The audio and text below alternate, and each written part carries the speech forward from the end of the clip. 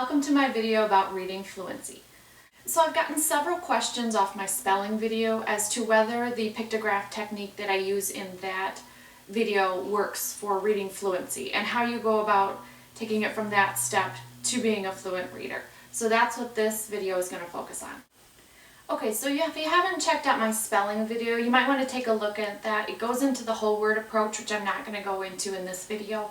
But I will say that dyslexic kids have a hard time decoding words. And that's because they have a lot of information that they have to process in order to recognize that word. For example, they need to recognize what the letter is, the sound that's associated with it, pronounce it, go on to the next letter, do that for every letter of the word. And that takes a lot of processing time, and therefore they're not a very fluent reader. So in order for them to become fluent, each word needs to be automatic. And the way that it has worked for us is to teach them the whole word.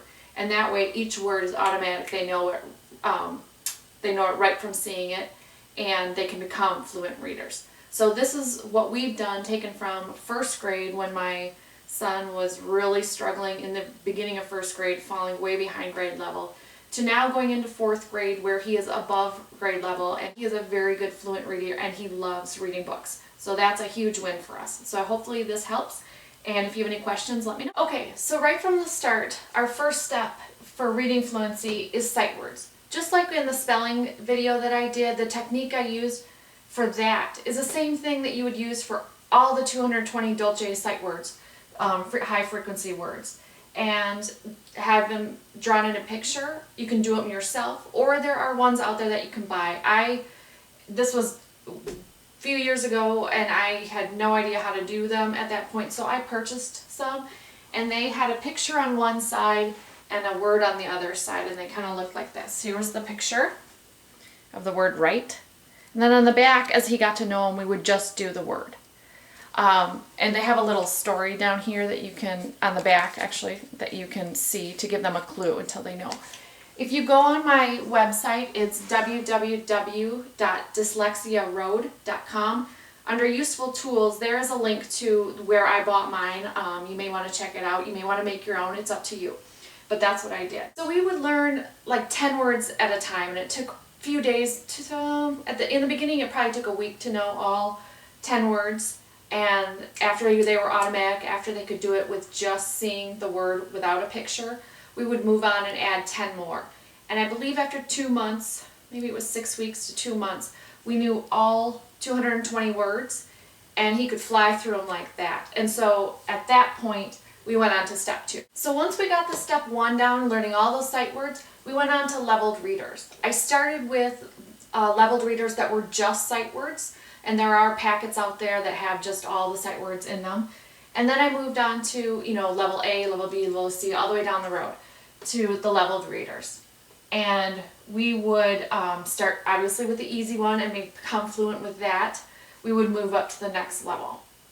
And that would be step 2 in conjunction with what we're going to talk about next, which is step 3. Like I said, step 3 goes along kind of with step 2. In that when we would get to the leveled readers that had new words introduced other than just the sight words, this board is in his bedroom, excuse me, and we would make a list of each new word that we came across in these leveled readers. And we would make a pictograph for them. I would keep them up on the board. We would review them every day. We would review them before we read the books. And when he got those words, then we would move on to other books, introduce more words. I think at one time we probably had 30-40 words on this board going of just different words.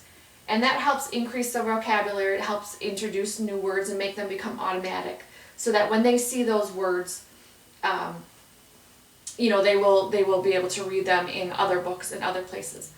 With that said, I did not focus on names, proper names, if they were specific to the book, places, and stuff like that, character names, because that changes from book to book, and those were, I was sticking more with the common words that you would see that were not in the sight words, but not proper names and nouns and places. Stay away from those, because those are always changing. So that's step 3.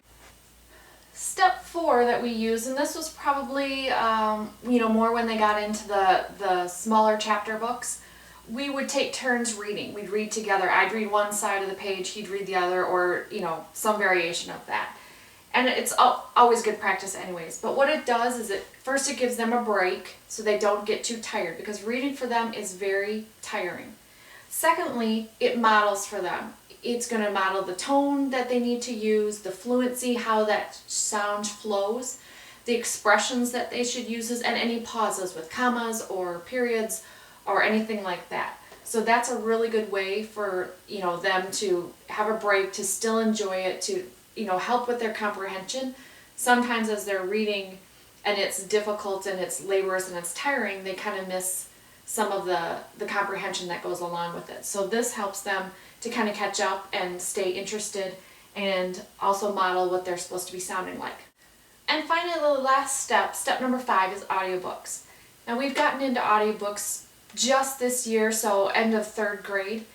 And what we found was, although he was a good fluent reader, his confidence and his interest was a little starting to decline, because all his friends were reading all these big thick books, and he looks at it and goes, okay, I can do this, but it's gonna take me forever. So what we suggested was, let's get it on audiobook, and you can listen to it. Your friends don't have to know that you're listening to it, and you can be able to talk to him. So that increased his confidence too. What we weren't expecting was all the other benefits that came with that. He loves it. One, it kind of gives him a little downtime to recuperate after school or on the bus if it's too loud, whatever. Also, it lets him read what his friends are reading. And, again, it's sort of the reading together modeling of what the expressions, what the tones, what the pauses should sound like. So when we first started this, we let him listen to the Percy Jackson series, the first book of that. And he loved it so much, 11 hours straight, I think he listened to it. Then we decided he was going to read the next one and listen to it. So he would read a chapter, listen to the chapter, read a chapter, listen to the chapter throughout the whole book. This way, if he missed any of the information, it would back it up for him. He would be able to see how he was reading it and, thinking about it, interpreting it, and how they were doing it. And that he loved. The audiobooks have sort of taken the place from doing all your sight words and pictographs for every single word that you could do. Because by this time, we're into thick chapter books, and you cannot possibly do every single word. But having audiobooks and help them explain the concepts and explain the words, and he hears his vocabulary has shot off the charts. His comprehension, although it was good before, is great now.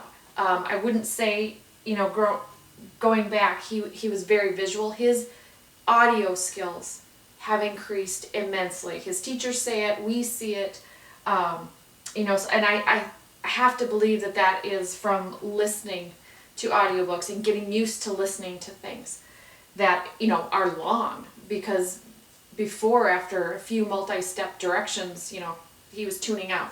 And after, he's listening to 11 hours of audiobooks and loving it. And I think that has to do with keeping his mind engaged and being able to increase that skill of listening. So that is the last skill that we have, or the last step that we have done, audiobooks. And that just started, like I said, in 3rd grade, middle of 3rd grade. And that is not to say that we don't do reading. We still do reading. We alternate now. One book reading, one book audiobook, to keep both skills going.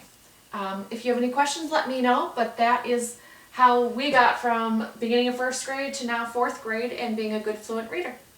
Thanks.